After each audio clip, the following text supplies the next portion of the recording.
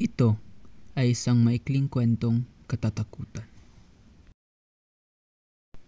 May isang manlalakbay na naghahanap ng matutuluyan. Nakakita siya ng isang bahay, tamang-tama para sa gabi.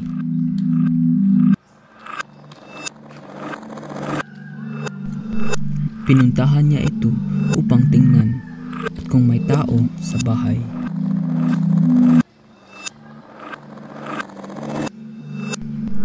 Kumatok siya sa pinto at sumilip sa bintana. Ngunit walang tao roon at mukhang abandonado ang bahay.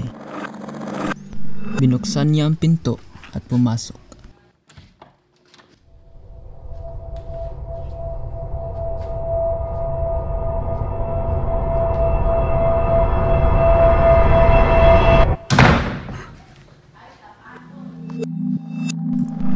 Walang laman ang bahay at tahimik, ngunit ayos lang ito sa kanya. Kaya't agad siyang pumunta sa kwarto upang magpahinga. Ngunit kinabahan siya dahil sa kakaibang pakiramdam ng bahay.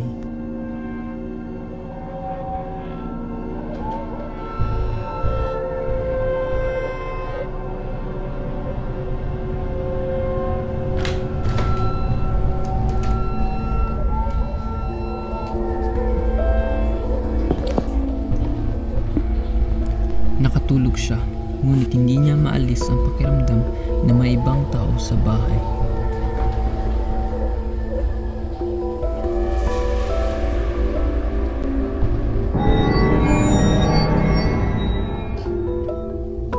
Pagkatapos, may ingay na gumising sa kanya.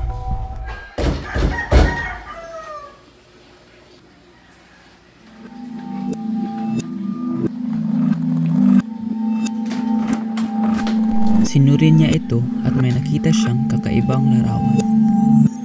May mga nakakatakot na nangyayari sa kanya, para bang ayaw siyang tanggapin ng bahay.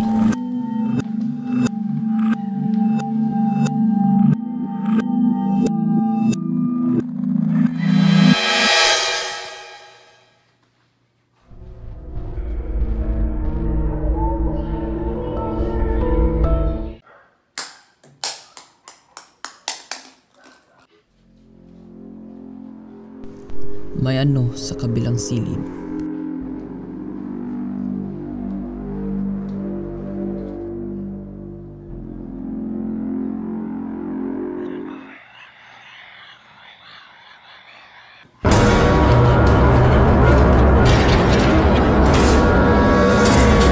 Sinubukan niyang tumakas, ngunit pagkatapos